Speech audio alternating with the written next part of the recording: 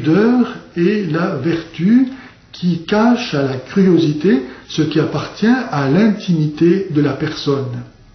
Plus une personnalité est riche, plus elle donne de valeur à sa vie intérieure. Et plus grande aussi est sa pudeur. La preuve, par le contraire, est vraie. Une personne frivole qui n'a pas de profondeur n'a pas non plus grand-chose à perdre en livrant son intimité. Et c'est pourquoi elle le fait si facilement. Il faut se rappeler que l'être humain est composé d'esprit et de matière, d'une âme et d'un corps. L'âme humaine, en s'incorporant à la matière, la transfigure. Et c'est pourquoi le corps humain est toujours chargé d'allusions à une vie intérieure, à un monde personnel, une intimité. Un sourire n'est pas simplement un plissement du visage, il est d'abord un événement spirituel. Dans le corps humain, le visage est ce qu'il y a de plus personnel, parce qu'avec le regard, il révèle au plus haut point l'âme. Tandis que le pied ou le genou ou d'autres parties du corps ne disent rien de personnel.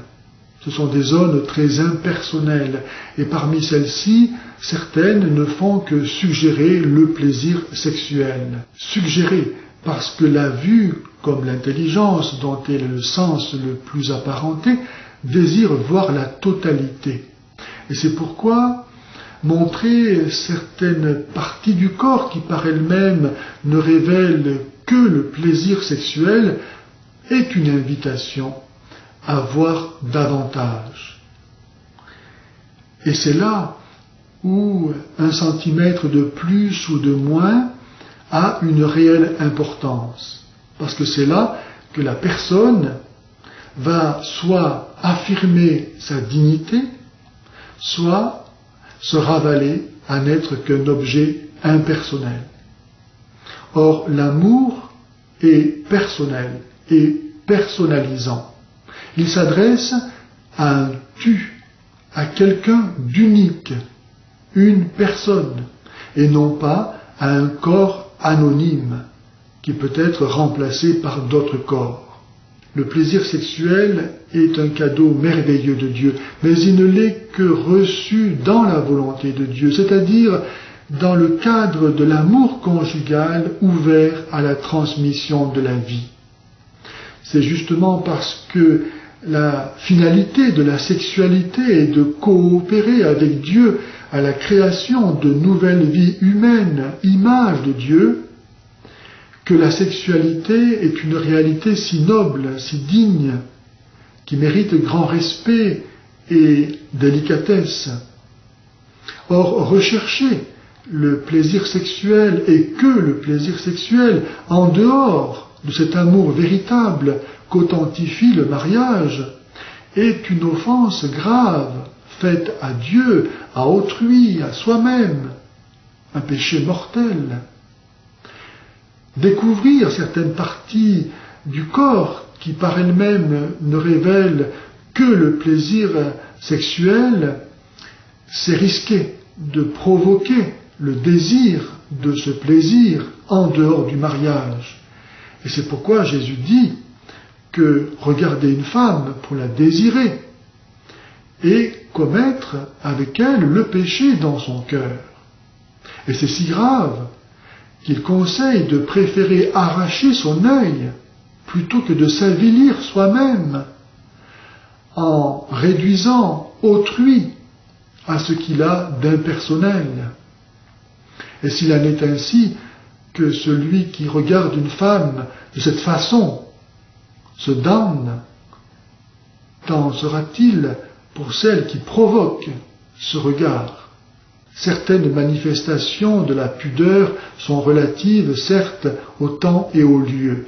Mais il y a des lois véritables de la pudeur qui obligent moralement. Il y a une différence réelle entre le décent et l'indécent. Je me souviens d'un jour d'été où je faisais la queue dans une boulangerie derrière un garçon qui avait peut-être 8 ans et sa maman, dont une bretelle du soutien-gorge était retombée sur son bras. La chose était choquante pour tout le monde, au point que cet enfant, n'y tenant plus, a lui-même délicatement remonté la bretelle du soutien-gorge de sa mère sur le bras de celle-ci.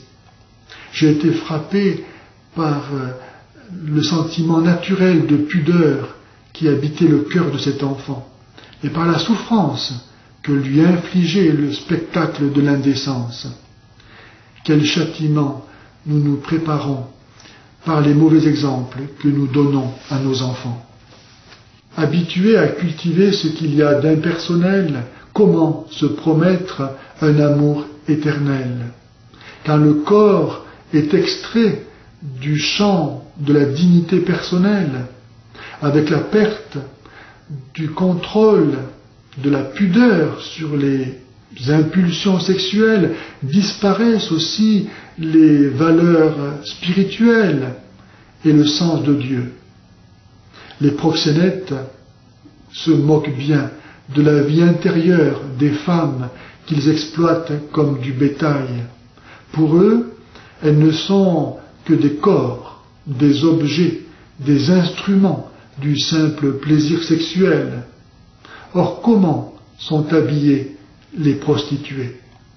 Et si donc aujourd'hui les femmes s'habillent, ou plutôt se déshabillent comme les prostituées, qu'est-ce que cela signifie, sinon le degré de déshumanisation de notre société? Le livre de la Genèse nous dit qu'après leur péché, les yeux d'Adam et Ève se sont ouverts et qu'ils ont reconnu qu'ils étaient nus. Et qu'ont-ils fait alors? Eh bien, ils ont cousu des feuilles de figuier pour se faire des pagnes.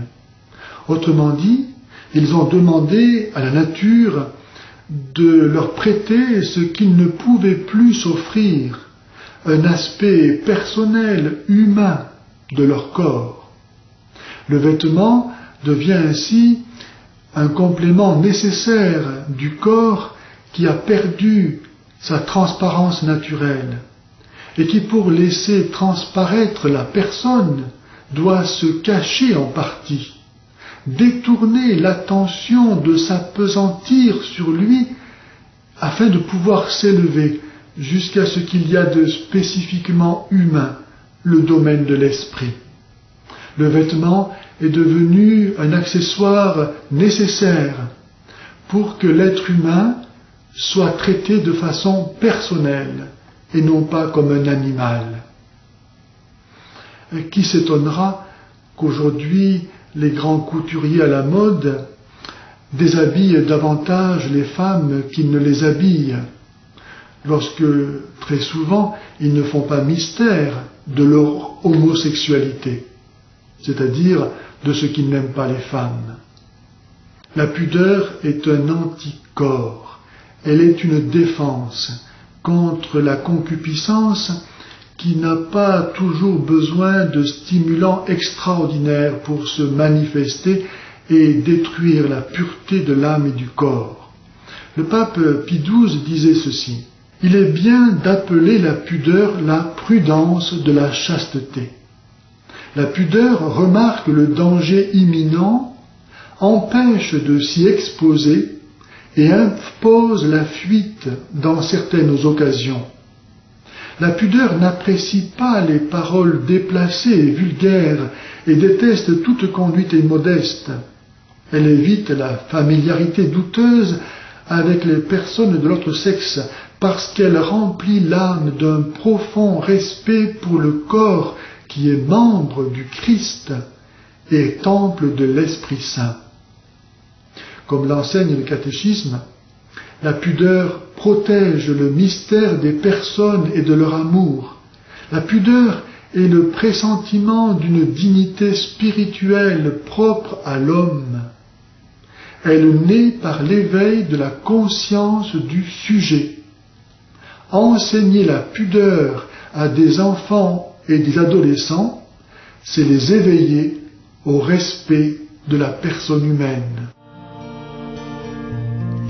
Et la paix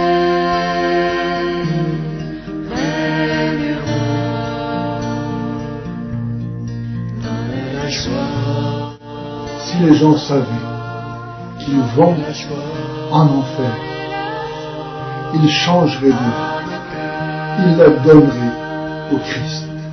Oh Jésus.